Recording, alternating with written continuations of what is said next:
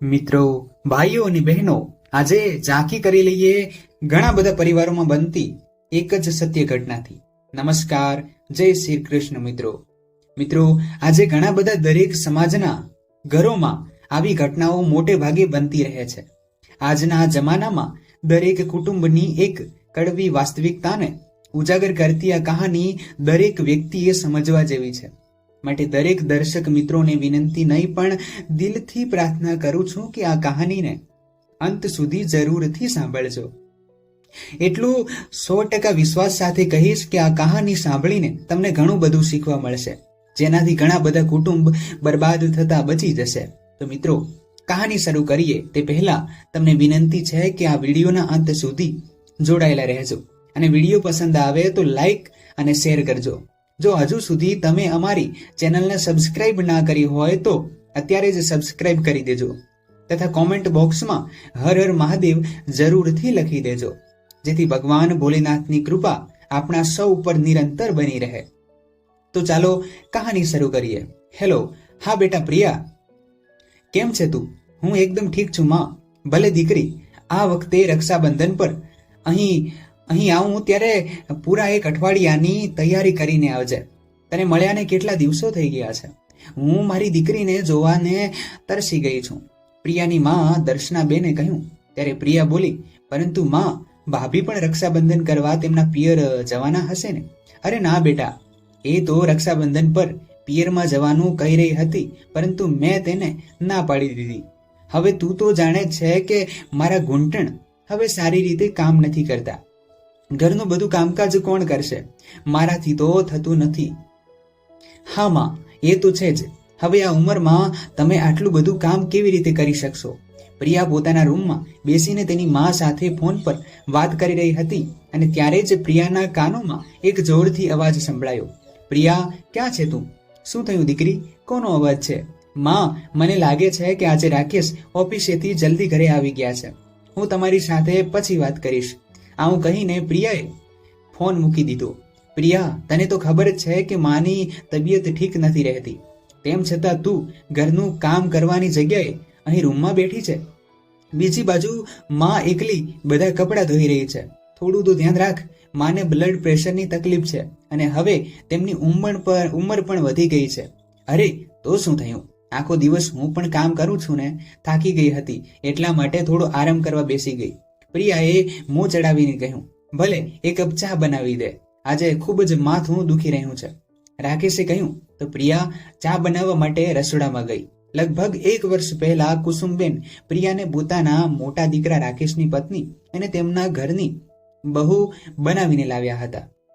નાનો દીકરો મહેશ હજુ કુંવારો હતો. રાકેશની સામે તો પ્રિયા કામ કરવાનો દેખાડો કરતી હતી અને તેના ઓફિસ ગયા બાદ તેની મા સાથે ફોન પર વાતો કરવા બેસી જતી હતી. ઘરમાં વાસણ અને સાફ સફાઈ કરવા માટે એક કામવાળી બાઈને રાખેલી હતી, પરંતુ તે સિવાયનું ઘરનું બધું જ કામ કુસુમબેનને કરવું પડતું હતું. જ્યારે પણ કુસુમબેન તેને કામમાં મદદ કરવા માટે કહેતા, ત્યારે પ્રિયા કોઈને કોઈ બહાનું કાઢીને વાતને ટાળી દેતી હતી. હજુ બાળક બુદ્ધિ છે એવો વિચાર કરીને કુસુમબેન શરૂઆતમાં તેને વધારે કામ કરવાનું નહોતા કહેતા, પરંતુ લગ્નના 1 વર્ષ પછી પણ પ્રિયાએ કોઈ પણ કામ કરવામાં રસ દેખાડ્યો નહીં. ત્યારે કુસુમબેને તેને સમજાવવાની કોશિશ કરી. જો બેટા, હવે તું તારા પિયરમાંથી ધ્યાન હટાવીને તારી સાસરીની જવાબદારીઓને પણ સમજવાની કોશિશ કર. આટલું જ કહેવાની વાર હતી કે પ્રિયાએ ઘરમાં હોબાળો મચાવી દીધો. આ વાતને લઈને રાકેશ અને પ્રિયાની વચ્ચે જોરદાર ઝઘડો થયો. ત્યારબાદ કુસુમબેને પ્રિયાને કોઈ પણ કહેવું નહીં એ જ યોગ્ય સમજ્યું. પ્રિયા આખો દિવસ ફોન પર ક્યારેક પોતાની મા સાથે તો ક્યારેક તેની બહેનપણીઓ સાથે વાતો કરતી રહેતી હતી અને પોતાની મન મરજી પ્રમાણે રહેતી હતી. તેના પતિ રાકેશના ઘરે આવવાના સમયે તે રસોડામાં જઈને થોડું ઘણું કામ કરવાનો દેખાડો કરવા લાગતી હતી. આજે રાકેશ જલ્દી આવી ગયો તો પોતાની માને આ રીતે કામ કરતા જોઈને તે પ્રિયા પર ભડકી ઉઠ્યો. પ્રિયા તેના પતિ રાકેશ માટે રસોડામાં ચા બનાવવા ગઈ ત્યારે અચાનક બહારથી તેની સાસુમાના ચિલ્લાવાનો અવાજ સંભળાયો. શું થયું માં? રાકેશ દોડીને આવ્યો ત્યારે તેણે જોયું કે તેની માં કુસુમબેન જમીન પર લપસીને પડી ગયા હતા. તેમનાથી ઊભું નહોતું થઈ શકાતું. રાકેશે પ્રિયાને બૂમ પાડી અને કુસુમબેનને સહારો આપીને તેમની રૂમમાં લઈ ગયો. કુસુમબેનને પગમાં ખૂબ જ દર્દ થઈ રહ્યું હતું. ત્યાર પછી તેમને ડોક્ટર પાસે લઈ જવામાં આવ્યા. ભગવાનનો આભાર છે કે હાડકામાં કોઈ પણ જાતનું ફ્રેક્ચર નથી થયું, પરંતુ પગમાં સોજો આવી ગયો છે, જેના કારણે તેમને આટલું બધું દર્દ થઈ રહ્યું છે. અત્યારે તમારી માતાજીને થોડા દિવસ આરામ કરવાની જરૂર છે. ડોક્ટરે જણાવ્યું ત્યારે રાકેશના જીવનમાં જીવમાં જીવ આવ્યો. તે લોકો કુસુમબેનને ઘરે લઈ આવ્યા. પ્રિયા, ડોક્ટરે મને 1 અઠવાડિયા માટે પથારીમાંથી ઉઠવાની પણ ના પાડી છે, એટલા માટે તારે માનો ખાસ ખ્યાલ રાખવો પડશે. તેમને કોઈ પણ જાતની તકલીફ થવી જોઈએ નહીં. રાકેશે પ્રિયાને આ રીતે સૂચન કર્યું. ત્યારે પ્રિયાએ માથે હલાવીને હા પાડી. આજે તે વાતને 3 દિવસ પસાર થઈ ગયા હતા. શું જણાવું માં, જ્યારથી મારી સાસુ પથારીમાં પડ્યા છે ત્યારથી મારા માથા પર તો જાણે મુસીબત આવી પડી છે. આખો દિવસ કામ કરીને હું ખૂબ જ ખરાબ રીતે થાકી જાઉં છું. પૂરા 3 દિવસ વીતી ગયા છે, ન જાણે ક્યારે તે પથારીમાંથી ઉઠવાનું નામ લેશે. પ્રિયાએ તેની માં દર્શનાબેનને ફોન પર કહ્યું ત્યારે તે કહેવા લાગ્યા, દીકરી, મને તો લાગે છે કે તારી સાસુને કોઈ પણ પ્રકારની ઈજા નથી થઈ. એમ જ તે પથારીમાં પડી નાટક કરી રહી છે. તારે વધારે કામ કરવાની કોઈ જરૂર નથી. બેઠા બેઠા તું આવી જ રીતે તેમને ખવડાવતી રહીશ તો તારી સાસુ ક્યારેય પથારીમાંથી ઉઠવાનું નામ પણ નહીં લે. હા માં, વાત તો તમે ઠીક કહી રહ્યા છો. મેં તો આજે કિટ્ટી પાર્ટીમાં જવાનો પ્રોગ્રામ પણ કેન્સલ કરી દીધો છે, પરંતુ હવે વિચારું છું કે કિટ્ટી પાર્ટીમાં જઈ આવું. બાકી બધું સાસુમાં પોતાની જાતે જોઈ લેશે. ઠીક છે માં, હવે ફોન મૂકું છું. પાર્ટીમાંથી આવ્યા પછી હું વાત કરીશ. ઘરનું બધું કામ એમને એમ મૂકીને પ્રિયા સાંજના સમયે પાર્ટીમાં જતી રહી. તેને લાગ્યું હતું કે રાકેશને આવવામાં તો હજુ ઘણો સમય બાકી છે, પરંતુ તેને એ યાદ નહોતું રહ્યું કે 3 દિવસ પછી ડોક્ટરે કુસુમબેનને ફરીથી દેખાડવા માટે કહ્યું હતું. માને હોસ્પિટલમાં લઈ જવા માટે રાકેશ જ્યારે ઘરે આવ્યો ત્યારે તેણે જોયું કે તેની માં ધીમે ધીમે ચાલીને રસોડામાં જઈ રહ્યા હતા. અરે માં, આ શું માં? કોઈ કામ હતું તો પ્રિયાને કહી દેતી. ના બેટા, બસ ગળું સુકાઈ રહ્યું હતું એટલે પાણી પીવા માટે ઉઠી હતી, કુસુમબેને કહ્યું. ત્યારે ગેટના ખુલવાનો અવાજ આવ્યો. કપા પર પર્સ લટકાવીને હાઈ હિલ્સના ટકટકનો અવાજ કરતી પ્રિયા ઘરની અંદર પ્રવેશી ત્યારે સામે રાકેશને જોઈને તેના હોશ ઉડી ગયા. પ્રિયા, હા તું ક્યાંથી આવી રહી છું? રાકેશે પૂછ્યું. ત્યારે પ્રિયાએ ગભરાતા કહ્યું, એ તો હું કિટી પાર્ટીમાં. તેના આટલું જ કહેવાની વાર હતી કે રાકેશ ગુસ્સાથી ઉકળી ઉઠ્યો અને કહેવા લાગ્યો, શું માને આ હાલતમાં છોડીને તું કિટી પાર્ટીમાં ગઈ હતી? તો શું થયું? મારી પોતાની પણ જિંદગી છે. પ્રિયાની વાત સાંભળીને રાકેશને ખૂબ જ ગુસ્સો આવ્યો, પરંતુ જેમ તેમ કરીને પોતાના ગુસ્સાને કાબૂમાં રાખીને રાકેશ તેની માના રૂમમાં ગયો. ત્યારે રાકેશનો નાનો ભાઈ મહેશ ઓફિસેથી ઘરે આવ્યો અને કહેવા લાગ્યો, ભાભી, ખૂબ જ જોરથી ભૂખ લાગી છે, જલ્દીથી મને ખાવાનું કાઢી આપો. ત્યારે પ્રિયા પાવરથી બોલી, આ હુકમ કોઈ બીજા પર ચલાવશે. હું અહીંની કોઈ નોકરાણી નથી કે આખો દિવસ તમારા લોકોની સેવા કરતી રહું. આ વાતો સાંભળીને પ્રિયાનો દિયર મહેશ સ્તબ્ધ રહી ગયો. બીજી બાજુ રૂમમાં જતી વખતે રાકેશના કાનમાં આ વાત સંભળાઈ ત્યારે તેનું લોહી ઉકળી ઉઠ્યું અને તરત જ પ્રિયાની પાસે આવીને તેણે ખેંચીને તેના મોં પર 2 તમાચા જડી દીધા. નાલાયક, મારા ચૂપ રહેવાનો એ મતલબ નથી કે તું તારા મોંમાં જે આવે તે બોલવા લાગે. આ શું કરી રહ્યા છો મોટા ભાઈ? મહેશે તેના મોટા ભાઈ રાકેશનો હાથ પકડીને કહ્યું, તમે મારા પર હાથ ઉઠાવ્યો, તમારી તો હું પોલીસમાં કમ્પ્લેન કરી દઈશ. જેલના સળિયા પાછળ ના નાખી દીધા તો મારું નામ પણ પ્રિયા નહીં. આંખોમાં આંસુ લાવીને પ્રિયા બોલી અને ત્યારબાદ પગ પછાડીને તે પોતાના રૂમમાં ચાલી ગઈ અને તેની માને ફોન લગાવી દીધો. બીજી બાજુ કુસુમબેને રાકેશને કહ્યું, બેટા, વહુને રોકી લે, નહીં તો ખૂબ જ મોટી મુસીબત ઊભી થઈ જશે. તેને જે કરવું હોય તે કરવા દે. ડોક્ટરની એપોઇન્ટમેન્ટનો ટાઈમ થઈ ગયો છે, આપણે જવાનું છે. આવું કહીને રાકેશે કુસુમબેનને સહારો આપ્યો અને ગાડીમાં બેસાડીને તેમને હોસ્પિટલ લઈ ગયો. આ બાજુ દર્શનાબેન પર પ્રિયાનો ફોન આવ્યો ત્યારે તે બોલી, એવું? તેની આટલી હિંમત? તું જલ્દીથી ફોન મૂક અને તારી બેગ તૈયાર કર. હું હમણાં જ તને લેવા માટે ત્યાં આવી રહી છું. રાધા બહુ, હું પ્રિયાને લેવા માટે જઈ રહી છું. તે લોકો પોતાની જાતને સમજે છે શું? આવું કહીને દર્શનાબેન ઘરમાંથી બહાર નીકળી ગયા. થોડી વારમાં દર્શનાબેનના પતિ યોગેશભાઈ પણ તેમના દીકરા અમિત સાથે દુકાનેથી ઘરે પાછા આવી ગયા. ત્યારે આમ તેમ જોઈને તે રાધાને કહેવા લાગ્યા, વહુ, દર્શના ક્યાંય નજર નથી આવી રહી? ક્યાંય ગઈ છે કે શું? હા બાપુજી, સાસુમાં પ્રિયાને લેવા માટે ગયા છે. આ સાંભળીને યોગેશભાઈ બોલ્યા, પ્રિયાને લેવા ગઈ છે? ભલે રક્ષાબંધન આવી રહી છે એટલા માટે લેવા ગઈ હશે. ના બાપુજી, પ્રિયાનો ફોન આવ્યો હતો. કદાચ તેમના ઘરમાં ફરીથી ઝઘડો થઈ ગયો છે. આ સાંભળીને યોગેશભાઈ અને અમિત બંનેને ચિંતામાં તેઓ પડી ગયા. પછી અમિત કહેવા લાગ્યો, પરંતુ આટલી ઉતાવળ કરવાની ક્યાં જરૂર હતી?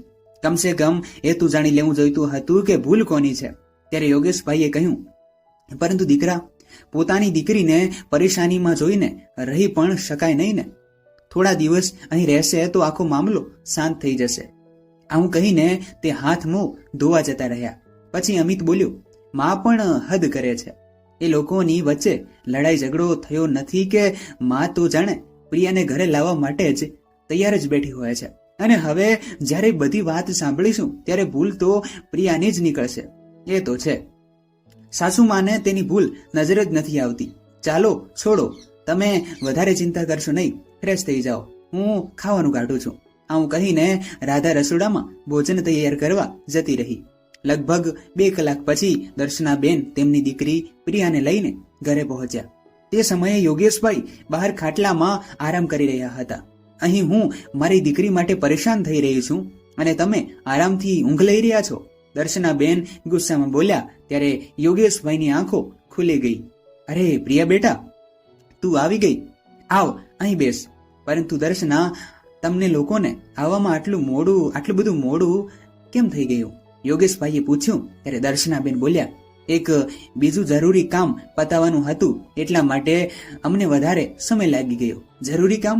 એવું કયું જરૂરી કામ હતું? યોગેશભાઈએ પૂછ્યું. ત્યારે પ્રિયા વાત ફેરવીને બોલી, પિતાજી, તમને તો તમારી દીકરીની સહેજ પણ ચિંતા નથી.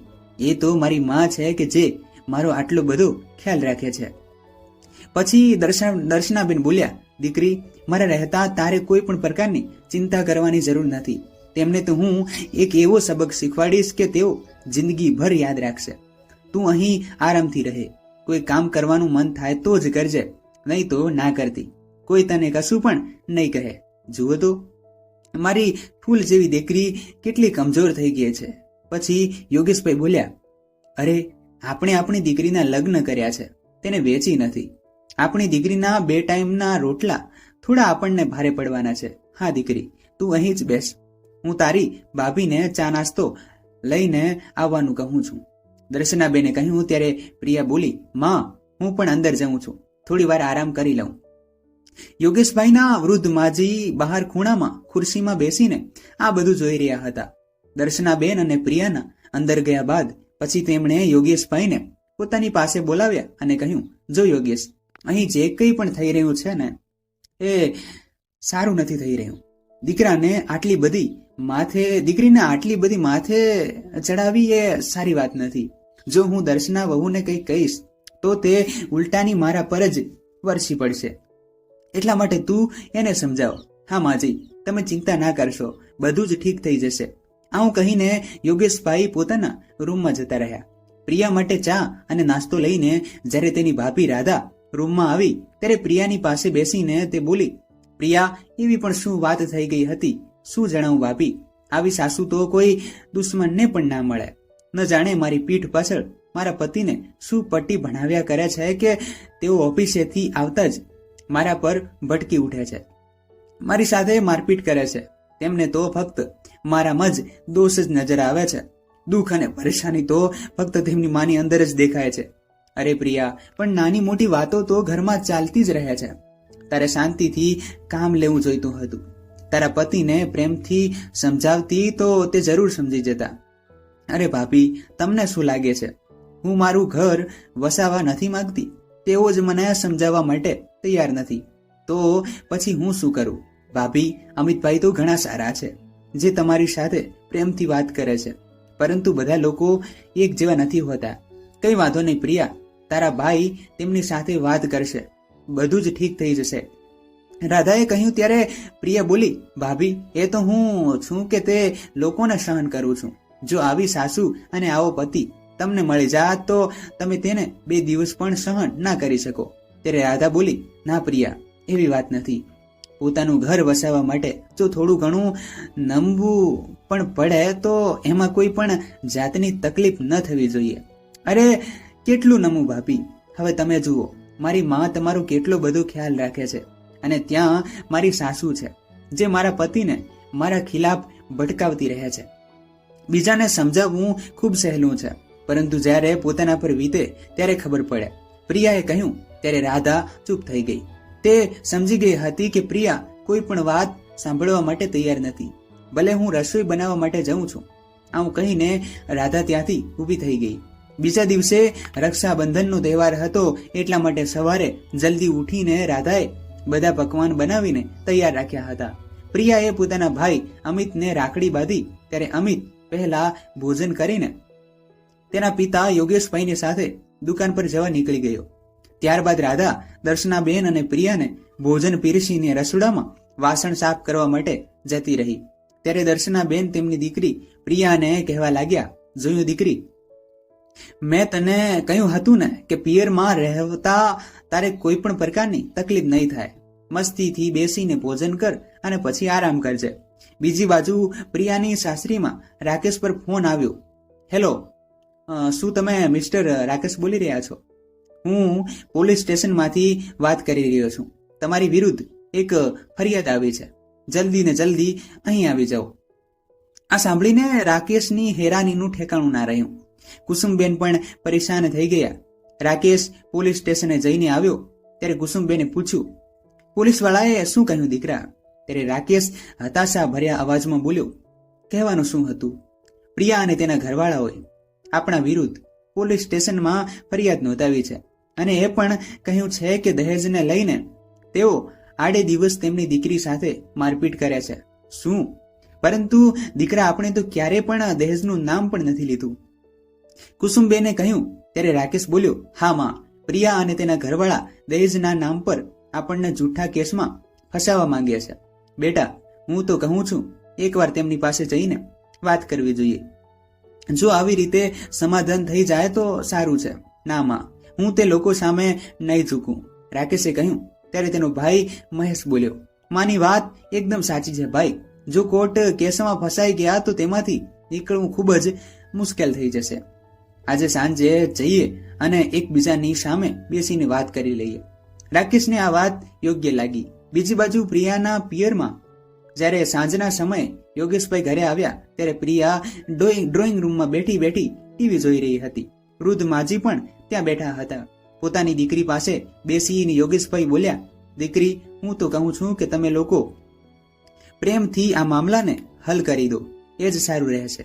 ત્યારે પ્રિયા બોલી, ના પિતાજી, મારી સાસુ આખો દિવસ બેસીને આરામ કરે અને હું ગાંચીના બળદની જેમ કામ કરતી રહું, આ મારાથી નહીં થાય. ત્યારે યોગેશભાઈ બોલ્યા, પરંતુ દીકરી, ઘરના કામ કરવામાં ખોટું શું છે? ત્યારે દર્શનાબેન ત્યાં આવી ગયા અને બાજુમાં મૂકેલી ખુરશી પર બેસીને કહેવા લાગ્યા, આખરે તમે ઈચ્છો છો શું? આપણી દીકરીને નરકમાં જઈને દમ ઘૂંટીને જીવતી રહે? આ સાંભળીને વૃદ્ધ માજીથી રહેવાયો નહીં અને તે કહેવા લાગ્યા, અરે દર્શના બહુ, તું કઈ વાતને ક્યાં લઈ જવાની કોશિશ કરી રહી છું? યોગેશ તો ફક્ત એટલું જ કહી રહ્યો છે કે હળી મળીને રહેવાથી જે સુખ મળે છે એ બીજે ક્યાંય મળતું નથી. માજી, આ મારી દીકરીનો મામલો છે, એટલા માટે તમે તમારું મોં બંધ જ રાખો. જે તમને 2 ટાઈમના રોટલા મળે છે ને તે ચૂપ રહીને ખાઓ અને રામનું નામ જપો, નહીં તો સારું નહીં થાય. હજુ અહીં આ બધી વાતો ચાલી રહી હતી કે દરવાજાનો બેલ વાગ્યો. રાધાએ જઈને દરવાજો ખોલ્યો તો સામે રાકેશ તેની મા સાથે ઊભો હતો. રાધાએ કુસુમબેનના ચરણ સ્પર્શ કર્યા અને આશીર્વાદ લઈને તેમને અંદર લઈ આવી. યોગેશભાઈએ તેમને બેસવાનું કહ્યું ત્યારે દર્શનાબેન આંખો કાઢીને તેમની સામે જોઈને કહેવા લાગ્યા, બહેન, જ્યારે તમને મારી દીકરી સહેજ પણ ગમતી નથી તો પછી અહીં તમે શું કરવા માટે આવ્યા છો? ત્યારે કુસુમબેને વિનમ્રતાથી કહ્યું, જુઓ દર્શનાબેન, આરામથી બેસીને વાત કરીએ ત્યારે જ કોઈ હલ નીકળશે. અમને પણ ખબર પડે છે કે અમારાથી એવી કઈ ભૂલ થઈ ગઈ છે કે જેના કારણે તમે આટલો મોટો ફેસલો લીધો. આ વાત સાંભળીને પ્રિયા ધડામ દઈને બોલી, અરે ના ના, ભૂલ તમારી થોડી છે, ભૂલ તો મારી છે. એક કામ કરો, તમારા દીકરાને કહો કે મને તલાક આપી દે, જેથી તમને પણ આરામથી રહેવા મળે અને મારો પણ પીછો છૂટે. પ્રિયા, તારી સાસુ સાથે તું આ કેવી રીતે વાત કરી રહી છે? યોગેશભાઈએ કહ્યું. ત્યારે દર્શનાબેન કહેવા લાગ્યા, તો પછી આ લોકો સાથે કેવી રીતે વાત કરે? આપણી દીકરીને એટલી બધી હેરાન કરીને રાખી છે, તો પછી શું તે એમની આરતી ઉતારે? ત્યારે રાકેશ પોતાનું મૌન તોડીને કહેવા લાગ્યો, સાસુમાં, કોને પરેશાન કરીને રાખ્યા છે એ તો અમે જ જાણીએ છીએ. ઉપરથી તમે લોકોએ અમારા વિરુદ્ધ દહેજનો જૂઠો કેસ કરી દીધો. આ વાત સાંભળીને યોગેશભાઈની હેરાનીનું ઠેકાણું ના રહ્યું. આ બાજુ રાધા અને અમિત પણ સ્તબ્ધ રહી ગયા. કોઈને પણ આ વિષયમાં કાંઈ પણ ખબર નહોતી, પરંતુ અમે તો કોઈ પણ ફરિયાદ નથી કરી, યોગેશભાઈએ કહ્યું. ત્યારે દર્શનાબેન બોલ્યા, ફરિયાદ મેં દાખલ કરી છે. મારી દીકરી પર હાથ ઉઠાવવાની આ લોકોની હિંમત કેવી રીતે થઈ? ત્યારે રાધા બધાના માટે ચા બનાવીને લઈ આવી. ત્યારે કુસુમબેને કહ્યું, ભાઈ સાહેબ, વહુ તો તમારા ઘરમાં પણ છે ને, તો શું તે પોતાની સાસરીની જવાબદારીઓ નથી નિભાવતી? જો અમે અમારી વહુ પાસે આ જ અપેક્ષા રાખી તો એમાં ખોટું શું છે? અને આ વાત પર તેણે અમને જે સંભળાવ્યું છે તેને તો અમે શું કોઈ પણ સહન નહીં કરી શકે. ત્યારે દર્શનાબેનું કહ્યું, અરે, મેં તો મારી વહુને મારી દીકરીની જેમ રાખી છે, પરંતુ તમે ક્યારેય પ્રિયાને તમારી દીકરી સમજી નથી. ત્યારે કુસુમબેને હાથ જોડીને કહ્યું, ઠીક છે બહેન, બધી જ ભૂલ ગુરુ અમારી છે, પણ હવે તમે આ બાળકોનું ઘર વસવા દો. અમારી વહુને અમારી સાથે મોકલી દો બહેન. અમે પણ એવું જ ઈચ્છીએ છીએ કે અમારી દીકરી તેની સાસરીમાં ખૂબ જ ખુશીથી રહે. હજુ યોગેશભાઈ કહી જ રહ્યા હતા ત્યારે દર્શનાબેન તેમની વાતને કાપતા બોલ્યા, અરે પણ તમે વસવા જ ક્યાં દો છો મારી દીકરીને? તમારા કહેવા પર જ રાકેશ દરરોજ તેની સાથે મારઝૂડ કરે છે. ત્યારે કુસુમબેને કહ્યું, મારા દીકરાએ પ્રિયા પર ફક્ત એક જ વાર હાથ ઉઠાવ્યો હતો, અને એ પણ ત્યારે કે જ્યારે તેણે બદતમીજીની બધી જ હદો પાર કરી દીધી હતી. જો વિશ્વાસ ના આવે તો તમારી દીકરીને પૂછી જુઓ. ત્યારે યોગેશભાઈ કહેવા લાગ્યા, દર્શના, તું મેં તો બધા જ ઘરોમાં થતી રહે છે. પ્રિયાને તેના સાસરીવાળા લેવા માટે આવ્યા છે તો તેને તેમની સાથે મોકલવી જ યોગ્ય રહે છે. હા સાસુમાં, દીકરીનું ઘર વસાવવામાં જ સમજદારી છે, રાધાએ કહ્યું. ત્યારે દર્શનાબેન બોલ્યા, પોતાની દીકરીના લગ્ન આવા ઘરમાં કરીને એક ભૂલ તો અમે કરી ચૂક્યા છીએ, પરંતુ હવે ફરીથી તેને તે ઘરમાં મોકલીને બીજી ભૂલ કરવા નથી માંગતી. અને બહેન, તમે જેવું મોં લઈને આવ્યા છો ને તેવું જ મોં લઈને અહીંથી પાછા જતા રહો. હું મારી દીકરીને તમારી સાથે ક્યારેય નહીં મોકલું. અમિતે પણ તેની માને લાખ સમજાવવાની કોશિશ કરી, પરંતુ ના દર્શનાબેન માની રહ્યા હતા કે ના પ્રિયા જવા માટે તૈયાર હતી. આ બધું સાંભળીને રાકેશ બોલ્યો, બસ માં, હવે અહીં ઊભા રહીને આપણે વધારે અપમાન નહીં સહન કરી શકીએ. હમણાં જ અહીંથી ચાલો. જતા જતા કુસુમબેન યોગેશભાઈને કહેવા લાગ્યા, ભાઈ સાહેબ, હું તો અહીં એ વિચાર કરીને આવી હતી કે હવે તમે જ આ વાતનો કોઈ હલ કાઢશો, પરંતુ અહીં તો તમારી વાત સાંભળવા માટે પણ કોઈ તૈયાર નથી. તો પછી અમારી વાત કોણ સાંભળશે? જો બની શકે તો પોલીસ સ્ટેશનમાં દાખલ કરેલી જૂઠી ફરિયાદ પાછી લઈ લેજો. ભલે અમે જઈએ છીએ. અરે ના બહેન, બેસીને વાત કરીએ, યોગેશભાઈએ કહ્યું. પરંતુ રાકેશ કુસુમબેનને લઈને ત્યાંથી જતો રહ્યો. પછી યોગેશભાઈ તેમની પત્નીને કહેવા લાગ્યા, પોલીસ સ્ટેશનમાં તે જે ફરિયાદ દાખલ કરી છે તેને તું અત્યારે જઈને પાછી લઈ લે. અરે, મારે જે કરવાનું છે એ હું જોઈ લઈશ. તમે તમારું કામ કરો. દર્શના, મને નથી લાગતું કે તું તારી દીકરીનું ઘર વસવા દઈશ. તે લોકો તો પ્રિયાને લેવા માટે આવ્યા હતા, પરંતુ રોજ બનેલી વાત બગડી ફક્ત તારા કારણે જ ગઈ. ત્યારે અમિત પ્રિયાને કહેવા લાગ્યું, પ્રિયા, એક વાત સાચી જણાવજે, શું રાકેશ તારી સાથે દહેજ માટે મારઝૂડ કરે છે? કેમ ભાઈ, તમને મારા પર વિશ્વાસ નથી? પ્રિયાએ કહ્યું. ત્યારે દર્શનાબેન બોલ્યા, આ બધી વાતો કરવા માટે ઘરના મોટા લોકો બેઠા છે. તારે આમાં પંચાયત કરવાની કોઈ જરૂર નથી. માં ઘરના મોટા લોકોને જો સાંભળતા આવડતું હોત તો આ વાતને ક્યારની સંભાળી લીધી હોત. એને પ્રિયાને તેમના સાસરીવાળા સાથે તેની સાસરીમાં મોકલી દીધી હોત. પછી પ્રિયા બોલી, પિતાજી, તમે બધા ભેગા મળીને મને ફાંસી પર કેમ નથી ચડાવી દેતા? તમારી પણ પરેશાની દૂર થઈ જશે અને મારા સાસરીવાળાની પણ. બધા લોકોએ ભેગા થઈને મને મોકલવાનું જ રટણ ચાલુ રાખ્યું છે. એક માં છે જે મને સમજી શકે છે. ત્યારે રાધા કહેવા લાગી, પ્રિયા, અમે તારા ઘરના જ લોકો છીએ અને તારું ભલું ઈચ્છીએ છીએ. હવે તું જ વિચાર કે આખી જિંદગી તું પિયરમાં થોડી રહીશ. અરે ભાભી, તમને સારું ઘર મળી ગયું છે એટલા માટે તમારું મોઢું આટલું ચાલી રહ્યું છે, પ્રિયાએ કહ્યું. ત્યારે દર્શનાબેન ગુસ્સામાં બોલ્યા, વહુ, તારું જ્ઞાન તારી જોડે જ રાખ. હું બધું જાણું છું. તું જઈને રસોડામાં કામ કર. રાધા રસોડામાં જતી રહી અને અમિત અને યોગેશભાઈ પણ કોઈ કામથી બહાર ગયા. ત્યારે દર્શનાબેન બોલ્યા, દીકરી, મારી એક વાત સાંભળી લે. મારા રહેતા તારી આ ભાભી તને કંઈ પણ નહીં કહી શકે અને ઘરમાં બીજા કોઈએ પણ તને કંઈ કહેવાની કોશિશ કરી તો હું તેમને સારી રીતે જોઈ લઈશ. ત્યારે પ્રિયાની આંખોમાં આંસુ લાવીને તે બોલી, માં, આ ઘરનું કોઈ પણ સભ્ય મને અહીં જોઈને ખુશ નથી. બધા લોકો મને સાસરીમાં મોકલવા માટે ઉતાવળા થયા છે. ત્યારે દર્શનાબેને કહ્યું, તારે ચિંતા કરવાની કોઈ જરૂર નથી. તું અહીં આરામથી રહે. હું તારી ભાભીને દેશી ઘીનો હલવો બનાવવાનું કહું છું. પછી આપણે આરામથી બેસીને ખાઈશું. હા માં. બધાની વાતો સાંભળીને મારું દિમાગ પણ ખરાબ થઈ ગયું છે. આવું કહેતા પ્રિયા સોફા પર સૂઈ ગઈ. એક અઠવાડિયું પસાર થઈ ગયું હતું. પ્રિયાની ભાભી રાધા તેના રૂમમાં બેઠી હતી ત્યારે અમિત રૂમમાં આવ્યો અને બોલ્યો, સમજમાં નથી આવી રહ્યું, આ સમસ્યા કેવી રીતે હલ થશે? ત્યારે રાધા બોલી, હું તો કહું છું કે પ્રિયાને જેટલી જલ્દી તેના સાસરિયામાં મોકલી દો તેટલું સારું રહેશે. અરે રાધા, હું પણ એ જ ઈચ્છું છું કે તે સમયસર તેની સાસરીમાં જતી રહે. આડોશ પાડોશના લોકો અને આપણા સગા સંબંધીઓને જ્યારે આ વાતની ખબર પડશે તો આપણી કેટલી બદનામી થશે. અમિતે કહ્યું. ત્યારે રાધા બોલી, પરંતુ સાસુમાને તો આ વાત સહેજ પણ સમજમાં નથી આવી રહી.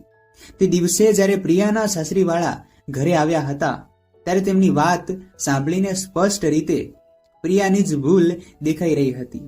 અરે રાધા, બધી ભૂલ તો પ્રિયાની જ છે. લગ્ન પહેલા પૂરા 23 વર્ષ સુધી તે આ ઘરમાં રહી છે. શું હું તેના સ્વભાવને નથી જાણતો? પછી રાધા બોલી, એમ પણ સાસુમાં તો હંમેશા તેની જ તરફેણ કરે છે. જો આવી જ રીતે ચાલતું રહ્યું તો એક દિવસે આપણા ઘરમાં પણ ઝઘડા થવાના શરૂ થઈ જશે.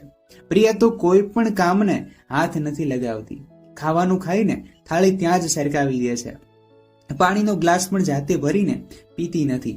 માં મને ઓર્ડર કરે છે અને હું તેને પાણી ભરીને આપું છું. હવે ઘરમાં સભ્યો વધશે તો શું કામ નહીં વધે? આખો દિવસ ઘરના કામ કરતા કરતા હું પણ થાકી જાઉં છું અને જો હું તેને ઘરની સાફ સફાઈમાં મદદ કરવા માટે કહું તો તે ઘસીને ના પાડી દે છે. રોટલી કે શાક બનાવવાનું કહું તો પણ તે ના પાડી દે છે અને ઉપરથી એવું કહે છે કે હું આ ઘરની નોકરાણી નથી. આ બધી તમારી ડ્યુટી છે, તમે જ કામ કરો. અરે રાધા, આ જ વાતનું તો રડવાનું છે. તેનાથી કોઈ પણ કામ નથી થઈ શકતું. આ તો માએ તેને માથા પર ચડાવી રાખી છે. નહીં તો અત્યાર સુધી તો મેં એની અક્કલ ઠેકાણે લાવી દીધી હોત. જુઓ, હું તો ફક્ત એટલું જ ઈચ્છું છું કે ઘરમાં કોઈ લડાઈ ઝઘડા ના થાય.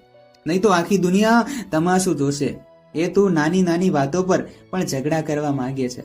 માં, ભાભીએ મારી પસંદની શબ્દ નથી બનાવી, સબ્જી નથી બનાવી. એ તો ઈચ્છતી જ નથી કે હું આ ઘરમાં રહું. હવે તમે જણાવો કે હું શું કરું? મારી જગ્યાએ જો કોઈ બીજું હોત તો અત્યાર સુધી ઘરમાં ઝઘડા શરૂ કરી દીધા હોત અને તેમ છતાં પણ હું ચૂપ રહું છું. અરે રાધા, એ તો હું પણ જાણું છું. પછી રાધાએ કહ્યું, જો હું આ વાત તેને કહીશ તો તે ઉલટાનો એ જવાબ આપશે કે એ તો મારી માં આટલી સારી છે કે જે તમારો આટલો ખ્યાલ રાખે છે. પરંતુ એ વાત તેને સમજવામાં નથી આવતી કે સારા લોકો સાથે જ લોકો સારો વ્યવહાર કરે છે.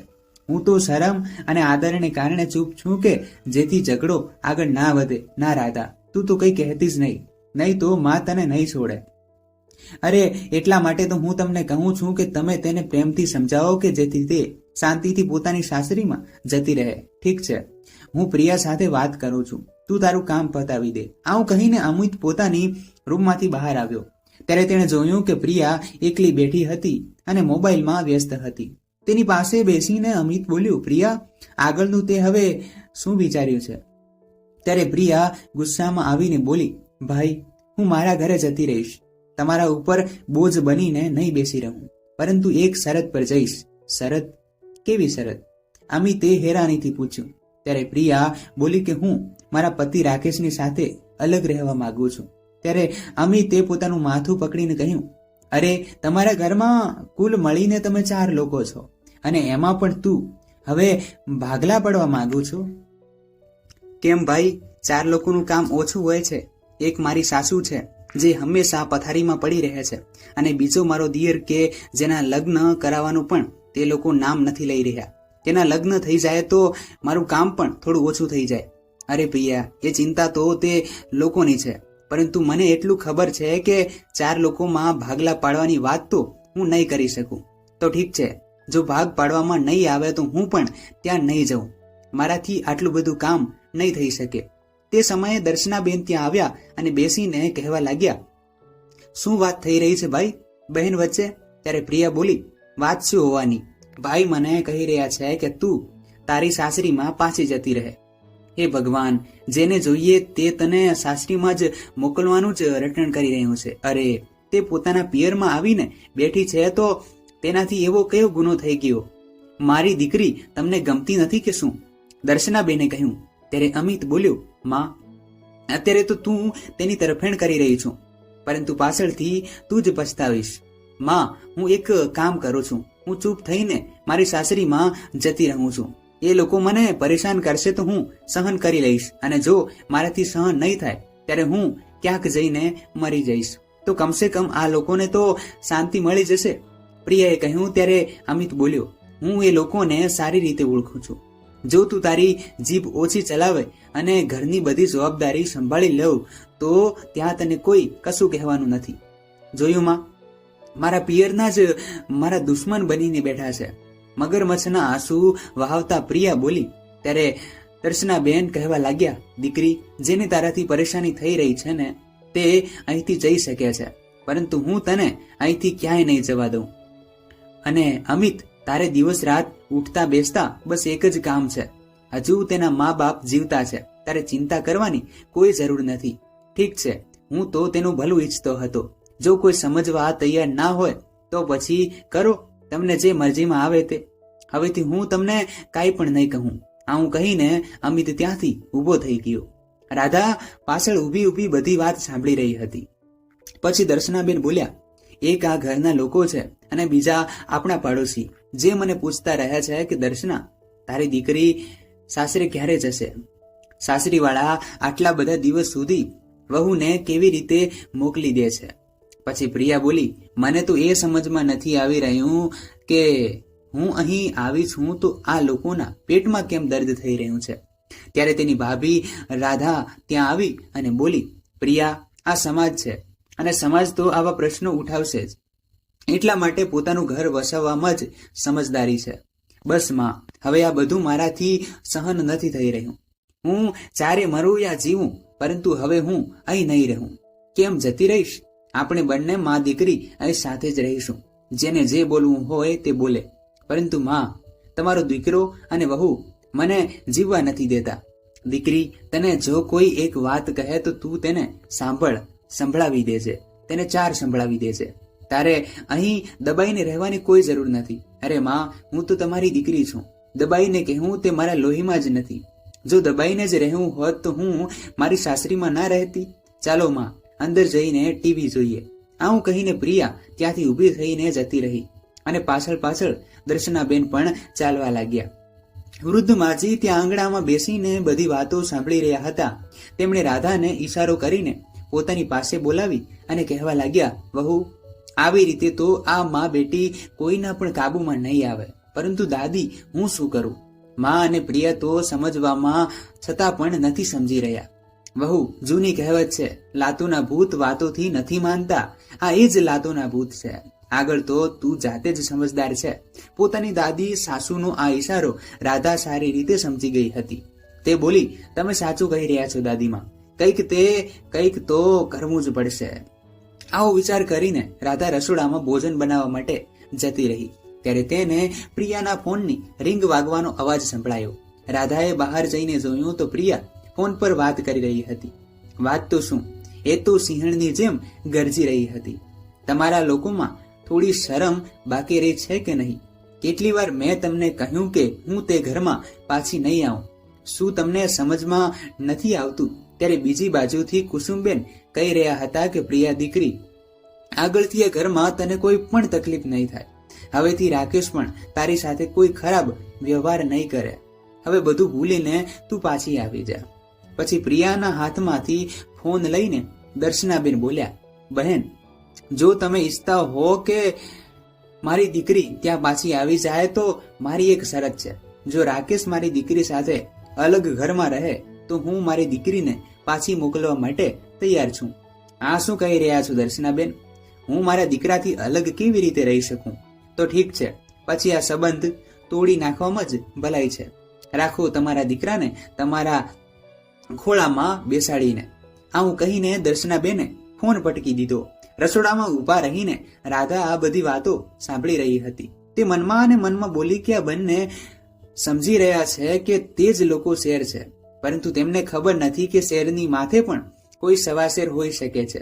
હવે જુઓ હું શું કરું છું. થોડી વાર પછી દર્શનાબેન અને પ્રિયા શોપિંગ કરવા માટે બજારમાં ગયા. લગભગ 2 કલાક પછી જ્યારે તેઓ ઘરે ગુલ પાછા આવ્યા ત્યારે તે સમયે રાધા પોતાની રૂમમાં આરામથી સૂઈ રહી હતી. ત્યારે પ્રિયા ગુસ્સામાં ઉકળીને તેની પાસે આવી અને બોલી, કેમ મહારાણી, પોતાનું ખાવાનું બનાવીને ખાઈ પણ લીધું અને અમારા લોકોનું બનાવ્યું પણ નહીં. બધા લોકોના કપડાં પણ ધોઈ નાખ્યા અને મારા કપડાં ત્યાં મેલા પડ્યા છે. હા તો હું તારી નોકર નથી. હવેથી પોતાનું કામ જાતે જ કરી લેજે. રાધાએ આંખો કાઢીને કહ્યું. ત્યારે તેનો આવો પાવર જોઈને પ્રિયા પણ હેરાન થઈ ગઈ. પછી તે બોલી કે એમાં નોકરવાળી ક્યાં વાત આવી ગઈ? ઘરનું કામ છે, એ તો તારે કરવું જ પડશે. પ્રિયા ગુસ્સામાં આવીને બોલી. ત્યારે રાધાએ કહ્યું, કેમ તું મને આ કામ કરવાનો પગાર આપે છે? પગાર કઈ વાતનો? ઘરની વહુ છે તો કામ તો કરવું જ પડશે ને. એમ તો શું તું કોઈના ઘરની વહુ નથી? પોતાની જવાબદારીઓથી ભાગીને તું અહીં શા માટે આવીને બેઠી છું? હવેથી તારે તારા કામ જાતે જ કરવા પડશે. મારા પર રોપ જમાવવાની જરૂર નથી. હવે તારા મોં પર તાળું મારીને પોતાનું કામ કરવાનું શરૂ કરી દે. આ બધું શું થઈ રહ્યું છે? અને રાધા વહુ, તું તારી નણંદ સાથે આ કેવી રીતે વાત કરી રહી છે? સાસુમાં, હું એવી જ રીતે વાત કરી રહી છું જેવી રીતે કરવી જોઈએ. હવેથી પ્રિયા જો આ ઘરમાં રહેશે તો તેણે પોતાનું બધું કામ જાતે જ કરવું પડશે. એમ તો હવેથી મારી દીકરી ઘરના કામ કરશે અને ઘરની વહુ દિવસ રાત આરામ ફરમાવશે. અરે ના સાસુમાં, હું પણ કામ કરીશ, પરંતુ ફક્ત પોતાનું અને પોતાના પરિવારનું, ઘરમાં આવેલા મહેમાનોનું નહીં. પોતાની ભાભીના મોઢેથી આ વાત સાંભળીને પ્રિયાનું લોહી ઉકળી ઉઠ્યું. તારી હિંમત કેવી રીતે થઈ મને મહેમાન કહેવાની? આ ઘર તારાથી પહેલા મારું છે. ના, તારું ઘર એ છે જેને તું છોડીને અહીં આવીને બેઠી છું. પછી પ્રિયા બોલી, માં, તમે તમારી વહુને કંઈક વધારે જ માથા પર ચડાવીને બેસાડી દીધી છે. 2-4 થપ્પડ મારીને એવી અક્કલ ઠેકાણે કેમ નથી લાવી દેતા તમે? એમ તો હાથ ઉઠાવવાનો તો દૂર, મને હાથ લગાવીને તો જુઓ. હમણાં 100 નંબર પર ફોન લગાવીને ફરિયાદ કરું છું કે મારી સાસુમાં અને મારી નણદ દહેજના નામ પર મારી સાથે મારપીટ કરી રહ્યા છે. પછી ખબર પડશે કે કોની અક્કલ ઠેકાણે આવે છે. તે સમયે યોગેશભાઈ અને અમિત પણ ઘરે પહોંચી ગયા. ઝઘડો જોઈને જેવા જ યોગેશભાઈ રૂમની અંદર જવા લાગ્યા ત્યારે અમિતે તેમને રોકી લીધા. દીકરા, અંદર જઈને આ મામલો શાંત પાડવો પડશે, નહીં તો ઘરનો નાશ થઈ જશે. અરે પિતાજી, ઘરનો નાશ તો પહેલા જ થઈ ગયો છે. હવે સુધારવાનો સમય છે. તમે ફક્ત અહીં ઊભા રહીને જોતા રહો. પછી દર્શનાબેન બોલ્યા, શું અમે તારી પાસેથી ક્યારે દહેજ માંગ્યું? શું અમારા પર ખોટી ફરિયાદ કરીશ? હા, કેમ નહીં? આખરે આ બધું તો મેં તમારી પાસેથી જ શીખ્યું છે. આ વાત સાંભળીને દર્શનાબેન પોતાની વાતોમાં મીઠાશ લાવીને કહેવા લાગ્યા, અરે બહુ, ઘરમાં તો આવી નાની મોટી વાતો તો ચાલતી જ રહે છે. આવી વાતોને તો એકબીજા સાથે બેસીને હલ કરી લેવી જોઈએ. એ જ બધા માટે સારું કહેવાય. જ્ઞાનની વાતો ત્યારે ક્યાં ગઈ હતી જ્યારે પ્રિયાના સાસરીવાળા તેને અહીં લેવા માટે આવ્યા હતા. રાધાનો જવાબ સાંભળીને દર્શનાબેન અને પ્રિયા સ્તબ્ધ બનીને ઊભા રહી ગયા. ચાલો હવે બંને જલ્દીથી ઘરના કામમાં લાગી જાઓ. ઘણો આરામ કરી લીધો મા બેટીએ. આવું કહેતા રાધા રૂમમાંથી બહાર ચાલી ગઈ.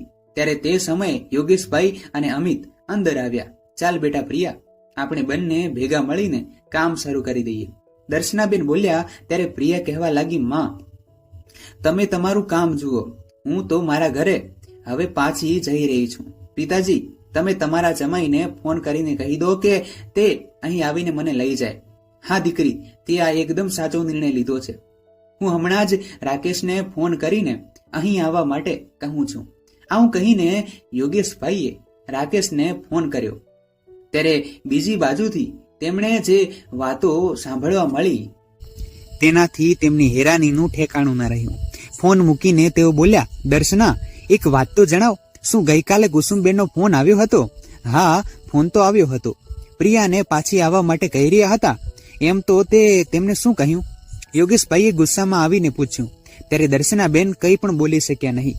ત્યારે યોગેશભાઈએ જઈને તેમની પત્નીના મોઢા પર એક જોરદાર તમાચો ચોડી દીધો અને બોલ્યા, તું માં છે કે દુશ્મન, જે પોતાની દીકરીના ઘરને વસવા નથી દેતી? આપણા ઘરેથી અપમાનિત થઈને ગયા પછી પણ તેમણે ફરીથી ફોન કર્યો અને તે તેમની સામે એક નવી શરત મૂકી દીધી કે પહેલા ઘરના ભાગ પાડો ને પછી અમારી દીકરી પાછી આવશે.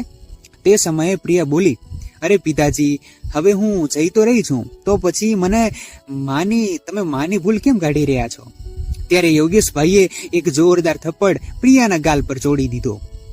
આ જોઈને વૃદ્ધ ડોશીમાં બોલ્યા, યોગેશ, જો તે આ થપ્પડ પહેલા મારી દીધો હોત ને તો આજે પ્રિયાનું ઘર ઉજળવાની નોબત ના આવી હોત.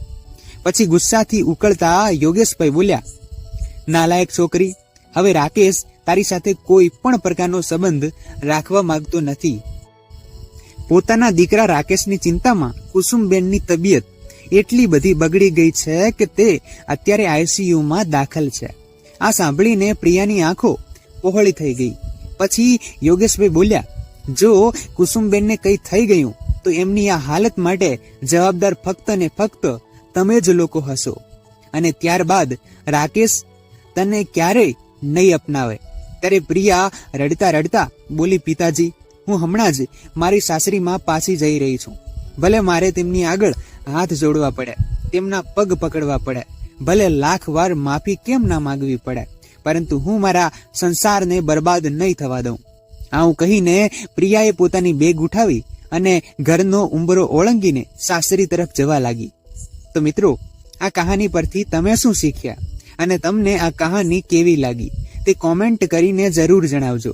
અને વિડીયો પસંદ આવ્યો હોય તો લાઈક અને શેર કરજો, તથા ચેનલ પર નવા હોય તો ચેનલને સબસ્ક્રાઇબ જરૂરથી કરજો.